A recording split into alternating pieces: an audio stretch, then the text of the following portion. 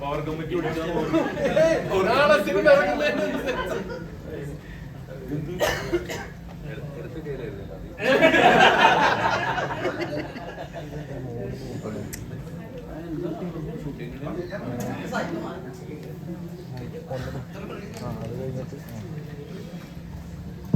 Bone artist ആണ്, അതാണ് bone ഓടിച്ചിട്ട് വന്നിട്ടുള്ളത്.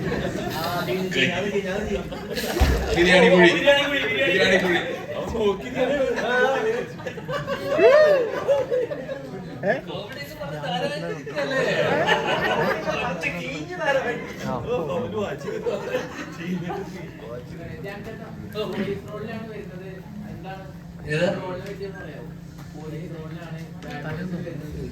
എടാ അബാമിന്റെ പടം കഥയൊന്നും അറിയില്ല. ചേച്ചി വിളിച്ചു പറഞ്ഞു.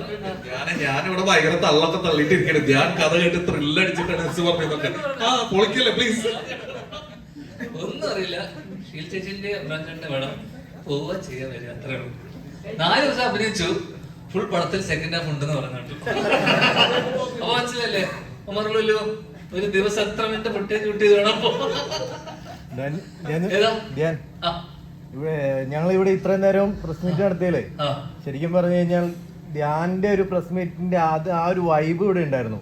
അതിന് പ്രത്യേക വല്ല കോഴ്സ് വർക്ക് കൊടുത്തിരുന്നു. അതായത് പടം ഇറക്കുന്നതിന് മുമ്പ് ഇന്റർവ്യൂവിലെല്ലാം നിങ്ങൾ ഇങ്ങനെ ചെയ്യണം എന്ന് വല്ല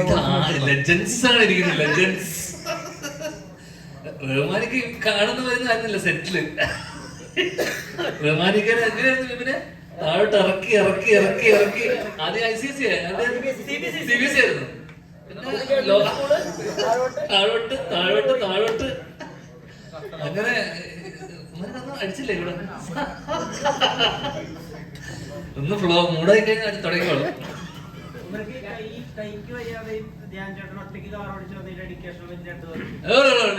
മതി നീ എന്താണ് ഞാൻ വന്നിട്ടുള്ളൂ. പക്ഷെ പടത്തില് ഇമ്പാക്ട് ടോട്ടൽ സെക്കൻഡ് ഹാഫ് മതിയാ. ഞാൻ തന്നെ ഞെട്ടിപ്പോയി. ഞാൻ ഡബ് ചെയ്യാൻ വന്നിട്ട്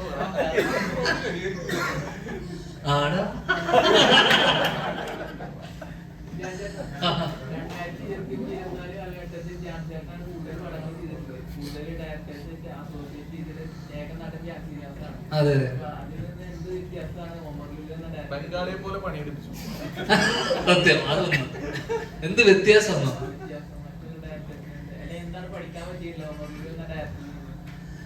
ഏത് മറ്റേ മോശ സാഹചര്യത്തിലും എങ്ങനെയൊക്കെ അത് തരണം ചെയ്ത് ഒരു സിനിമ ചെയ്യാന്നുള്ളതും, പിന്നെ ഒരു ആ സമയത്തല്ലേ ഇക്കന്റെ കേസ് നടക്കുന്നോ പ്രശ്നങ്ങൾ നടക്കുന്നോ അതൊന്നും തന്നെ സെറ്റിലോ അല്ലെങ്കിൽ ഒരു രീതിയിലും കാരണം അങ്ങനെ ഒരു സംഭവം വന്നിട്ട് പോലും അത് സിനിമേനെയോ, കാരണം നമുക്ക് പേഴ്സണൽ ലൈഫിൽ പല പല പ്രശ്നങ്ങളും കാര്യങ്ങളൊക്കെ ഉണ്ടാവും. അതൊന്നും സിനിമേനെ ബാധിക്കാൻ പാടില്ലല്ലോ. അപ്പം അങ്ങനെ ആ പ്രശ്നം എന്താ പറയുക മൂർധന്യാവസ്ഥയിൽ നിൽക്കുമ്പോഴാണ് നമ്മൾ നെക്സ്റ്റ് ഒരു പോർഷൻ ഷൂട്ട് ചെയ്യുന്നത്. അതെ, ഇന്നും കേസ് നടന്നുകൊണ്ടിരിക്കുകയായിരുന്നു.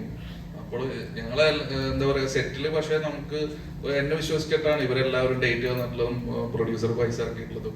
അപ്പോൾ നമ്മുടെ പ്രശ്നങ്ങൾ നമ്മുടേതാക്കി മാത്രം മുന്നോട്ട് പോകാന്നുള്ളതാണ് ഞാൻ പഠിച്ചിട്ടുള്ള ജീവിതത്തില്. അപ്പോൾ അങ്ങനെ കുറെ പ്രശ്നങ്ങൾക്ക് നടുവില് പക്ക നമ്മള് സെറ്റ് ഹാപ്പി ആക്കി കൊണ്ടുപോയി അങ്ങനെ ഷൂട്ട് ചെയ്യുന്ന പടം എന്ന് വെച്ചാൽ കോമഡി പടമാണ്, ഹ്യൂമറാണ്. അപ്പൊ അങ്ങനെ പടം ചെയ്യുമ്പോ ഒരു സൈഡിൽ ഇത്രയും പ്രശ്നങ്ങൾ, മാനസികമായിട്ട് ഇത്രയും പ്രശ്നങ്ങൾ ഉണ്ടായിട്ട് പോലും ഇക്കാതെ നമ്മളെ ആരെയും തന്നെ നമ്മളെ ഷൂട്ട് ചെയ്ത അന്നത്തെ ദിവസം മാർക്കറ്റിലൊക്കെ ഷൂട്ട് ചെയ്ത സീൻ എന്നൊക്കെ പറഞ്ഞു കഴിഞ്ഞാൽ ഭീകര ഇത്രയും പ്രശ്നം എന്ന് പറഞ്ഞാൽ ഇത്രയും ആർട്ടിസ്റ്റുകളുണ്ട്, അതിലെല്ലാരും ഹീറോസ് ആണ്. എല്ലാരും ഒരു ഫ്രെയിമിനുള്ളിൽ മേക്കി കൊണ്ടുവരുന്ന പറഞ്ഞാൽ ഭയങ്കര സംഭവം. അതിന് ഒരു എന്താ ടാലന്റഡ് ഡയറക്ടറിനെ അത് പറ്റൂ അല്ലേ?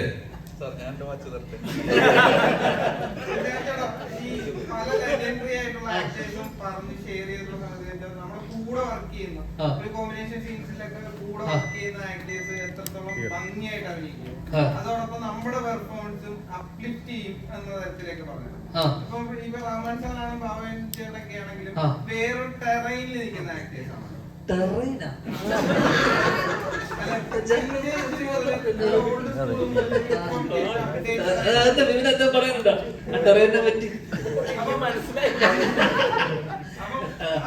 അവരുമായിട്ട് പെർഫോം ചെയ്യാൻ നേരത്തുള്ള ഒരു ഇതൊക്കെയാണ്.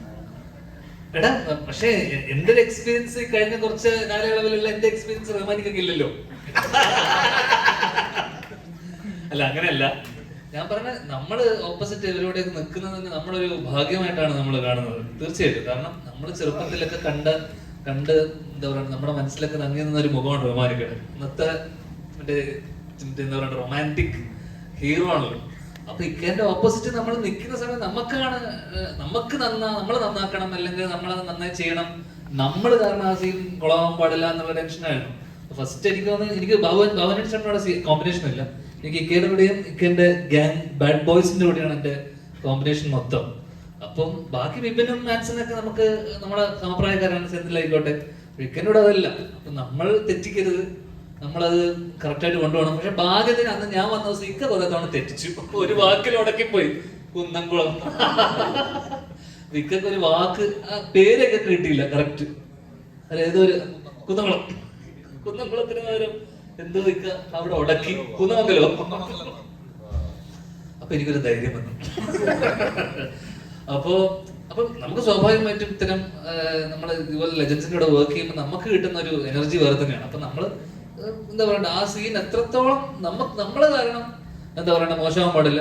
പിന്നെ ഇവരുടെ ഒരു എക്സ്പീരിയൻസ് എന്നൊക്കെ പറയുന്നത് ഭീകരമാണല്ലോ. അപ്പൊ ആ രീതിയിൽ നമ്മൾ ഭയങ്കര എൻജോയ് ചെയ്ത് നമ്മുടെ കോമ്പിനേഷൻ സീനൊക്കെ തന്നെ നമ്മൾ ഭയങ്കര ആസ്വദിച്ച് ചെയ്തിട്ടുള്ള ആ സിനിമയിൽ തന്നെയുള്ള ഏറ്റവും രസകരമായി എനിക്ക്. കാരണം ഇവർക്ക് ഒരുപാട് വേറെ കുറെ പരിപാടികളുണ്ടായിരുന്നു. എന്നെ സംബന്ധിച്ചിടത്തോളം പേഴ്സണലായിട്ട് എനിക്ക് ഭയങ്കര ഇൻട്രസ്റ്റിംഗ് ആയിട്ടുള്ള സീനുകളും എല്ലാം ഭയങ്കര ഇമ്പാക്റ്റ് ഉള്ള സീനുകളായിരുന്നു. ഞാൻ വന്ന് പോയിരുന്ന സീനുകളൊക്കെ ഭയങ്കര ആസ്വദിച്ച് ചെയ്തതാണ്.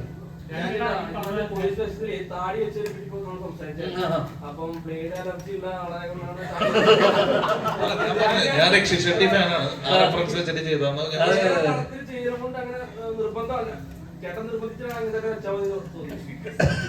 രണ്ടു മൂന്ന് പടം കണ്ടിന്യൂ ചെയ്യണം. അല്ല ഞാൻ പറഞ്ഞില്ലേ, ഞാൻ ധ്യാന്റെ അടുത്ത് ചെന്ന വഴിക്കാണ് ഞാൻ പറഞ്ഞിരുന്നു താടി. അപ്പൊ ഞാൻ പറഞ്ഞത് ഇത് കുഴപ്പമില്ല, എനിക്ക് രക്ഷി ഷെട്ടിയാണ് എന്റെ മനസ്സിൽ.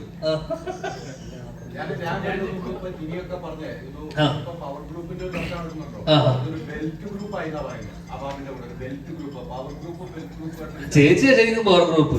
ഇവിടെ എത്ര ആർട്ടിസ്റ്റിനെ കൊണ്ട് കിട്ടിയിട്ട് ഇത്രയും ആർട്ടിസ്റ്റുകൾ വരെ പടം അടുത്ത കാലത്ത് 2020 മിനി 2020 അങ്ങനെ നോക്കും അല്ലേ.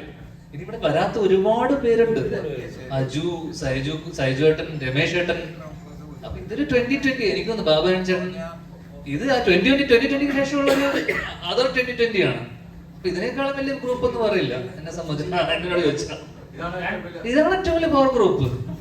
ഇതേ കാണുക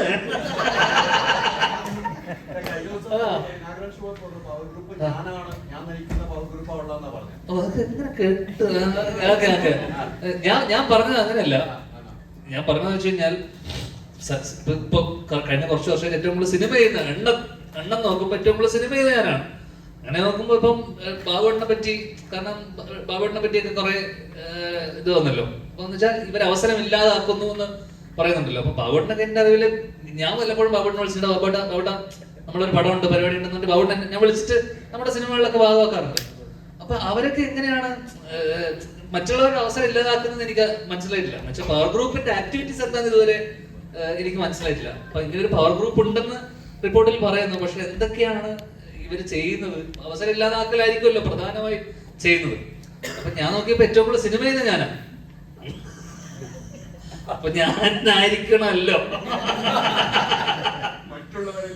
അപ്പൊ അതെ, അങ്ങനെ നോക്കുമ്പോ ഞാനായിരിക്കണം അവസരം ഇല്ലാതാക്കുന്ന ഒരാൾ. അപ്പൊ ഞാൻ വെറുതെ ഒരു തമാശ ഇവിടെ പറഞ്ഞതാണ്. കാരണം അങ്ങനെ ഒരു ഗ്രൂപ്പ് ഉണ്ടെന്ന് നമുക്ക് ഹേമ കമ്മിറ്റി റിപ്പോർട്ടിൽ പറഞ്ഞിരിക്കുന്ന പല കാര്യങ്ങളിലും സത്യാവസ്ഥയുണ്ട്. അവർ അനുഭവിച്ച ദുരനുഭവങ്ങളൊക്കെ തന്നെയായിരിക്കും അതിൽ പറഞ്ഞിട്ടുള്ളത്. പക്ഷെ ചില കാര്യങ്ങളോട് നമുക്ക് കേട്ട കാര്യങ്ങളോട് നമുക്ക് യോജിപ്പുള്ള കാര്യങ്ങളൊന്നായിരുന്നു ഈ പവർ ഗ്രൂപ്പ്. കാരണം എന്റെ അറിവിൽ അങ്ങനെ ഒരു ഗ്രൂപ്പോ അങ്ങനെയാണെങ്കിൽ ഇവിടെ ഫേവറേറ്റ്സ് ഒക്കെ ഉണ്ട്. നമ്മളിപ്പം ഒരു സമയത്ത് വിനീത് ശ്രീനിവാസിന്റെ ഗ്രൂപ്പ്, ആഷിക്ക ഒരു ഗ്യാങ്, അങ്ങനെ ഒരു ഫേവറേറ്റിസം അല്ലെങ്കിൽ അങ്ങനെ ഒരു സംഭവം ഉണ്ട് എന്തൊക്കെ പറഞ്ഞാലും. അല്ലാതെ അതിന്റെ മുകളിലൊരു പവർ ഗ്രൂപ്പ് എന്ന് പറഞ്ഞൊരു സാധനം ഇത്രയും കാലം എന്റെ എനിക്ക് മനസ്സിലായ സംഭവം എന്ന് വെച്ചാൽ ഈ പവർ ഗ്രൂപ്പിൽ ചിലപ്പോ നമ്മളും ഉണ്ടാവും, നമ്മൾ പോലും അറിയാതെ ചിലപ്പോ നമ്മൾ മറ്റുള്ളവരെ. ഇപ്പൊ ഞാനും ധ്യാനം ഫ്രണ്ട്സാണ്. അപ്പൊ ഞാൻ പടം ചെയ്യുമ്പോ ധ്യാനം മതി, അപ്പൊ അവിടെ വേറെ ഒരാളുടെ അവസരം പോകും. അപ്പൊ നമ്മൾ പരമാവധി എന്താന്ന് വെച്ചാല് കൺസിഡർ ചെയ്യുക എല്ലാവരും. അത്രേ ഉള്ളൂ. അതിനപ്പുറം അതിനൊരു ഗ്രൂപ്പിസം എന്നൊക്കെ നമ്മൾ ആദ്യമേ പറയുമല്ലോ. Belt, Trivandrum belt, Kochi belt, മറ്റേത് ബെൽറ്റ് എന്നൊക്കെ പറയണ പോലെ അത് ഇഷ്ടമുള്ള ആൾക്കാർ ഇപ്പൊ നെപ്പോ കിഡ്സിനെ വെച്ചിട്ടാണ് ഏട്ടൻ വർഷങ്ങൾക്ക് ശേഷം ചെയ്തത്. എന്ന് വെച്ചാൽ എല്ലാ മക്കളും ഇപ്പൊ ബിബിൻ ജോർജിനൊക്കെ വിളിക്കായിരുന്നു ധ്യാന്റെ ക്യാരക്ടർ ചെയ്യാൻ. അതിന്റെ അച്ഛന്റെ പേരെന്താ? ഇല്ലല്ലോ, നീ കൂട്ടാൻ പറ്റില്ല. അപ്പൊ ഞാൻ പറഞ്ഞ ആ രീതിയിൽ വിനീത് ശ്രീനിവാസൻ പവർ ഗ്രൂപ്പിൽ അംഗമല്ലേ, അങ്ങനെ പറഞ്ഞു വരുമ്പോ അല്ലേ വെച്ചാൽ പുള്ളിയുടെ കുറച്ച് ആൾക്കാരെ വെച്ചിട്ട് ഗ്രൂപ്പിസ് എന്നും ഉണ്ടല്ലോ, അത് എന്നും നിലനിൽക്കുന്ന ഒന്നാണ്. പക്ഷെ എനിക്ക് അപ്പോഴും മനസ്സിലാവാതെ പോയ ഒരു ടേം ഈ പവർ ഗ്രൂപ്പാണ്. എന്താണ് പവർ ഗ്രൂപ്പ് എന്ന് പറഞ്ഞ ഇതുകൊണ്ട് അവർ ഉദ്ദേശിച്ചതെന്ന് നമുക്ക് മനസ്സിലായിട്ടില്ല. അപ്പൊ അത് എനിക്ക് തോന്നുന്നു അവിടെ തന്നെയുള്ള പലരും പറഞ്ഞ കാര്യങ്ങളായിരിക്കും ഇങ്ങനെ ഒരു ഗ്രൂപ്പ് ഉണ്ടെന്നും. ഒരു പ്രാവശ്യം രാജിവെച്ചാണ് വീണ്ടും രാജിവെപ്പിക്കല്ലേ കമ്മിറ്റിയിലുണ്ടായിരുന്നല്ലേ? അത് നല്ലല്ലേ?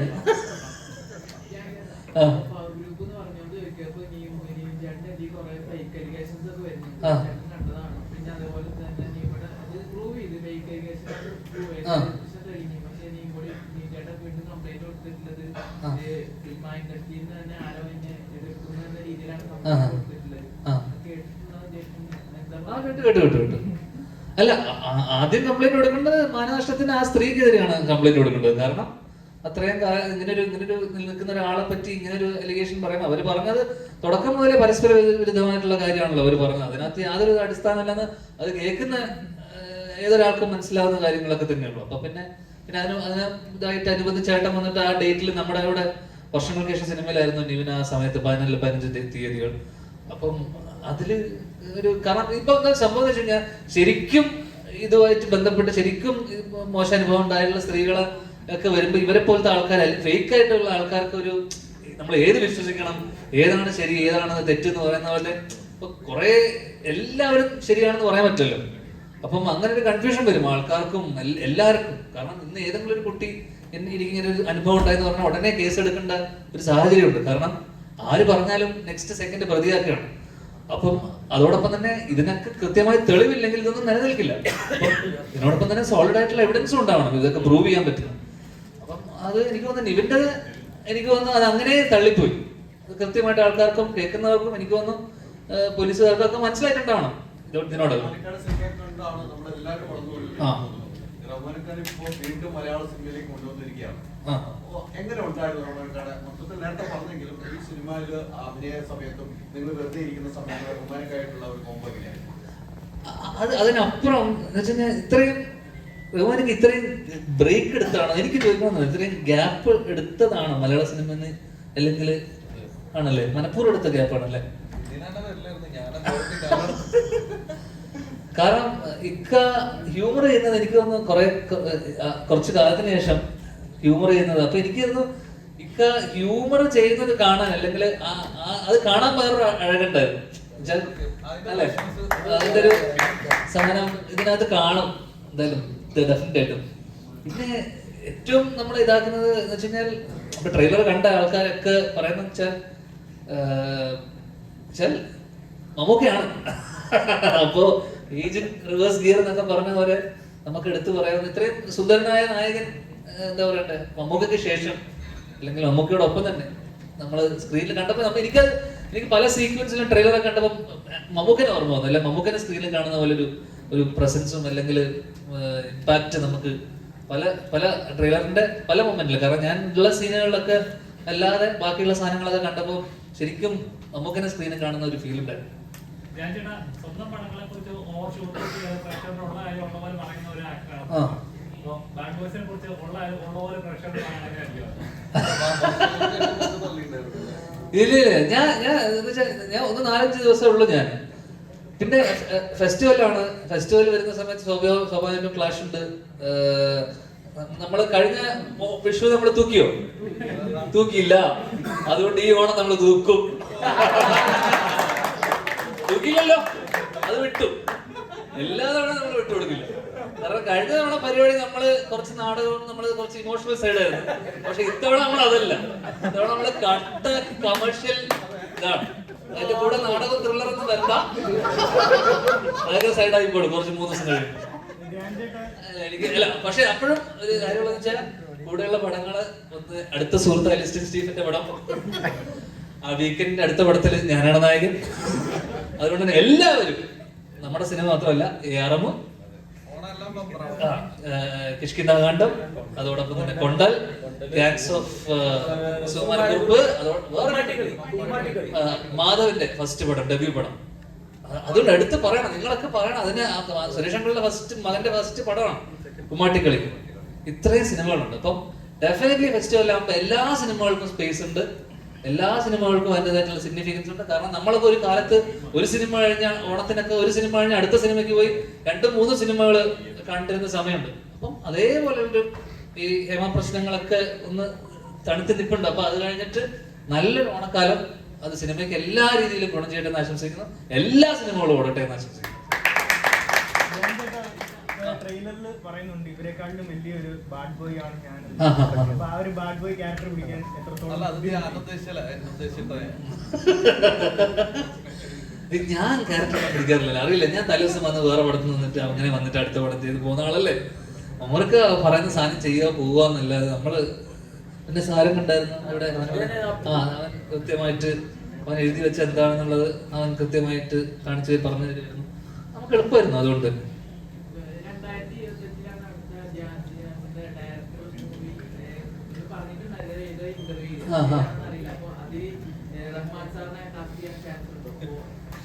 അതൊക്കെ ചോദ്യം. കാസ്റ്റ് ചെയ്യാൻ ഇക്ക ചെയ്യുമെന്ന് ചോദിക്കുക. ഇക്ക മലയാളം വിട്ടു നിൽക്കുക. അപ്പോഴാ ഒടിഞ്ഞ കൈയാണ്. അപ്പോ അല്ല, അതാ നമ്മളൊക്കെ ഇവരുടെയൊക്കെ ഡേറ്റിന് വേണ്ടി കാത്തു നിൽക്കുന്ന ആൾക്കാരല്ലേ നമ്മള്. അതുകൊണ്ട് ഇക്ക ചെയ്യാന്ന് ഇപ്പൊ വാക്ക് പറഞ്ഞപ്പോ എന്നെ പറഞ്ഞ സന്തോഷം. ഈ ഇപ്പൊ ഓണത്തിലുണ്ടല്ലോ ഒരുപാട് ആഡ് ഫിലിംസും കാര്യങ്ങളൊക്കെ ആയിട്ട് ഫുൾ ബിസിയാണ്. ലാലേട്ടനെക്കാട്ടിയും കൂടുതൽ ഈ ഓണത്തിനകത്ത് എക്സ്പ്ലോർ ചെയ്തത് ആഡ് ഫിലിംസിന്റെ അത്. ലാലേട്ടന്റെ മൈജിക്ക് എന്നെ വിളിച്ചത് എനിക്ക് ഡേറ്റിലൊന്നും പോകാൻ പറ്റില്ല. നീരജ് ചെയ്തല്ല, മൈജിക്ക് വിളിച്ച സമയത്ത് ബേസിലും ഞാനായിരുന്നു. ഞാൻ ആ തിണ്ടിയുടെ മലയാളിക്ക് പറഞ്ഞ അവര് പറയുന്ന പൈസക്ക് പോവാം, പറയുന്ന പൈസക്ക് പോവാം. അവരപ്പോ ലാലേട്ടനേക്കാളും പൈസ ചോദിച്ചു. അപ്പൊ അവര് പറഞ്ഞു ലാലേട്ടനെ പോലെ ഇത്രയും പൈസയില്ല മോനെ, വേണമെങ്കിൽ വന്ന് ചെയ്താൽ അവര് പറഞ്ഞു മൈജിക്കാര്. അങ്ങനെ അത് പോയി. ഞാൻ ഡിജിറ്റൽ അല്ലടാ, ഞാൻ ഇതിലോട്ട് ടിവിയിലോട്ട് വരാറില്ല.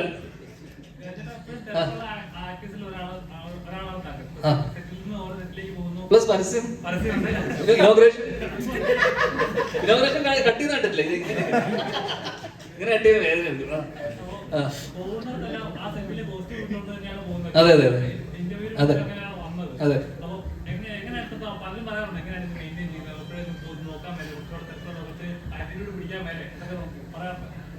ഇതൊക്കെ പിടിച്ച സിനിമ ഇല്ലാതെ ആയിപ്പോയല്ലോ. എന്തിനാ ഇപ്പൊ ഉള്ളത് പോലെ പോട്ടേന്നേ, അതല്ലേ നല്ലത് അല്ലേ? അത് ഇവിടുത്തെ നമ്മുടെ ഈ ഇതിനകത്ത് നിന്ന് മാറിപ്പോവും. കൈപിടിക്കൊന്നുമില്ല. ലുക്മാൻ ഒരു പടം ഹർഷദ് എന്റെ ഉണ്ടയുടെ ഒക്കെ പുള്ളിയുടെ പടത്തിന്റെ ഷൂട്ടിനിടയിൽ ഒന്ന് ചവിട്ടിയപ്പോ തെറിച്ചു പോയി, റിസ്റ്റ് ഒന്ന് പൊട്ടി, സർജറി ആയിട്ട് പ്ലേറ്റ് ഇട്ടു കഴിഞ്ഞു. ഏതാ സോഫി ചേച്ചിയുടെ പടം ചെറിയൊരു ആക്ഷൻ ഉണ്ട്. പിന്നെ അതിനെ ഫോളോ ചെയ്യുന്ന 2 പടങ്ങളൊക്കെ ചെറുങ്ങനെ.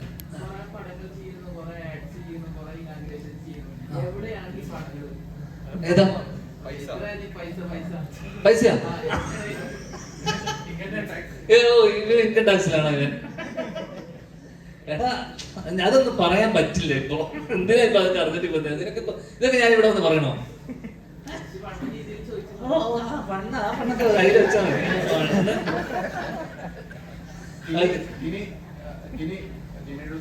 ആ കോമഡിക്ക് ടൈമായി. സീരിയസ് തന്നെയാണ്. ഇനി ഇന്ന് ഒരു വലിയ വാർത്ത വന്നു. താങ്കൾ അമ്മ സംഘടനയുള്ള ആളാണ്. ഇപ്പൊ പൂർണ്ണമായിട്ടും എല്ലാവരും രാജിവെച്ച സംഭവത്തിൽ നിൽക്കുകയാണ്. ഇന്ന് ടി ഉണ്ണികൃഷ്ണന്റെ സംഭവം പറഞ്ഞിരിക്കുന്നു. താരസംഘടനയിൽ 20 പേര് ടി ഉണ്ണികൃഷ്ണൻ സമീപിച്ച് ഒരു ട്രേഡ് യൂണിയൻ ഉണ്ടാക്കണമെന്ന് ആവശ്യപ്പെട്ടുന്നുണ്ട്. അതുമായിട്ട് ബന്ധപ്പെട്ട് നിങ്ങൾ എന്തെങ്കിലും ചർച്ച നടത്തിയിരുന്നോ? അതേക്കുറിച്ച് എന്തെങ്കിലും അറിയോ? എനിക്കിപ്പോ ഇവിടെ ഇരിക്കുന്ന 20 പേരെ കുറിച്ച് മാത്രമേ അറിയാൻ പാടുള്ളൂ. വേറെ ആൾക്കാരെ കുറിച്ച് ഒന്നും അറിയില്ല, വേറെ ഒന്നും അറിഞ്ഞിട്ടില്ല. നമ്മൾ വേറെ കമ്മ്യൂണിക്കേഷൻ ഉണ്ട്, എനിക്കറിയില്ല. ഈ 20 പേരെ കുറിച്ച് ഞാൻ പറയും. ഹൈദരാലിക്ക് വേറെ പണിയില്ല. നമുക്ക് ബാഡ് ബോയ്സിനെ കുറിച്ച് സംസാരിക്കും. അല്ല ഇതിനകത്ത് ഹൈദരാലി അഭിനയിച്ചിട്ടുണ്ട്. അതറിഞ്ഞോ? പറഞ്ഞില്ലേ? ഹൈദരാലി ഇത്തിരി അകന്നിരിക്കുന്ന ഒരു കസേര ഇട്ടിട്ട് അവിടെ ഇരിക്കാന്നുള്ളത്.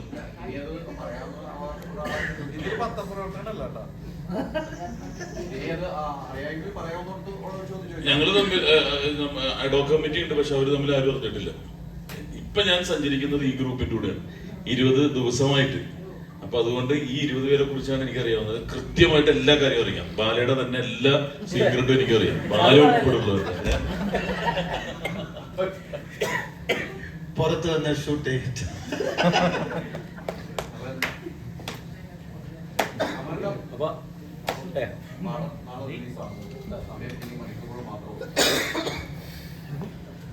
ചോദ്യങ്ങൾ കഴിഞ്ഞെന്ന് വിശ്വസിക്കുന്നു. അപ്പോ നാളെ സെപ്റ്റംബർ 13-ാം തീയതി ബാഡ് ബോയ്സ് റിലീസാകുന്നു. അമ്മ മൂവീസ് അമർ ലുലുവിന്റെ ഒരു ഫൺ ഫിലിം. സോ നിങ്ങളെല്ലാവരും സിനിമ കാണുക, പ്രോത്സാഹിപ്പിക്കുക.